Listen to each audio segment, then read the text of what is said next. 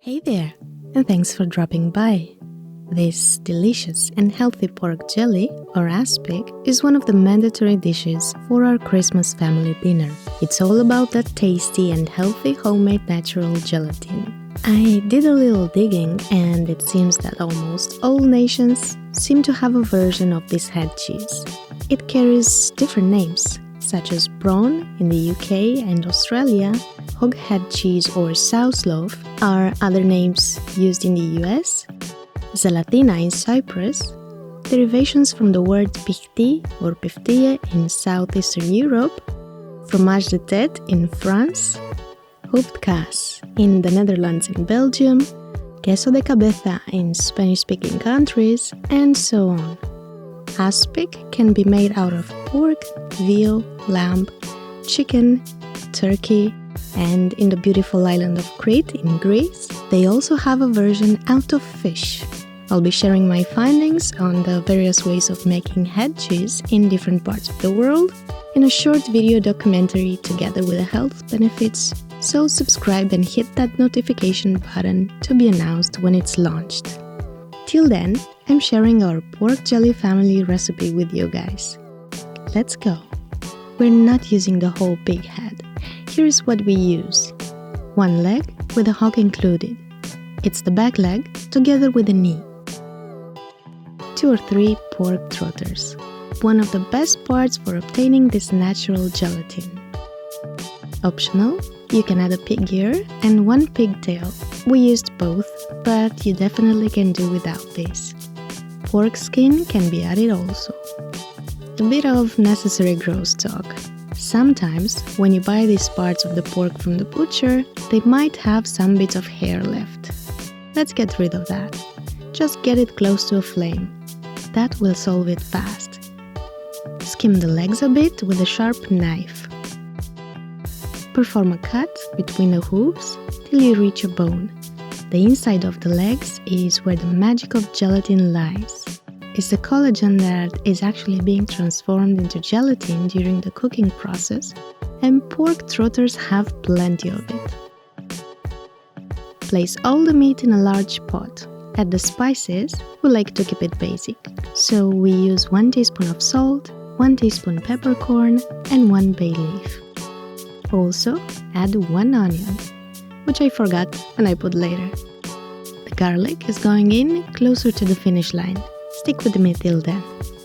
Add boiling water and make sure it covers the meat with about 4 inches or 10 centimeters.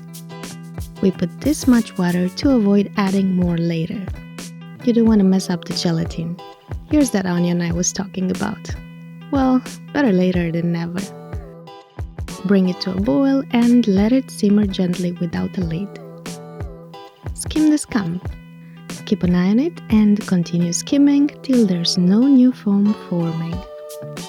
This is where you put a lid on it and let it simmer on low heat for about 2 to 3 hours. You know it's done when the meat easily detaches from the bone.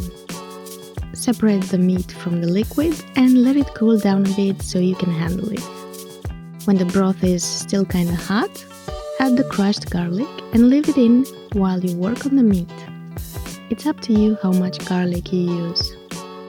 We prefer to just get a subtle garlic-ish flavor, and for that we add 2 cloves for each quart or liter of water. Leave it for a while till the soup cools off. Meanwhile, we go back to the meat and choose the parts we like. This is what we usually do. We peel off the skin on the ears. And some people don't like the skin on the legs, so they remove that part as well. It's completely up to you. Just keep the bits you like, maybe 1 more meaty part, in this case, just skip those. And you can have them in bigger or smaller chunks, your choice. Ears have an interesting crunchy texture, as they're mostly cartilage.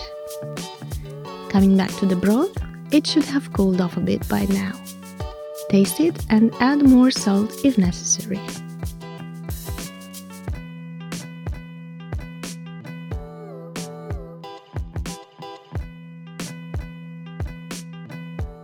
Strain it at least twice with a fine strainer to get a clear texture. You can do no decoration at all, or you can go wild with it.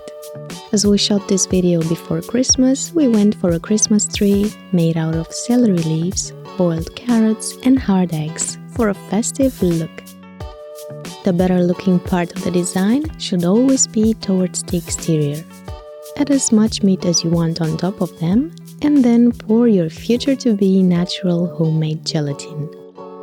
Cover it and keep it in the fridge overnight or until it's shaking like a jellyfish. It's safe for consumption for about 5 days in the fridge. We played around with more jelly designs. For instance, for this one, we chose another shape and I guess it looks sort of like a cake more than an appetizer. But I like that. Headcheese goes extremely well with pickles, on which I have a whole series of good old tested recipes to preserve that pickle crunch. You can watch them in the right corner of the video. Besides, pork jelly goes very well with pickled horseradish. Bon appetit, friends from all over the world! Subscribe and turn that notification button to red if I touched your cooking vibes. If you feel it's a keeper and want to make it later, save it in your recipes playlist. I'd love to hear your thoughts, so if you have any, drop me a line in the comments. I'll be around. Cheers!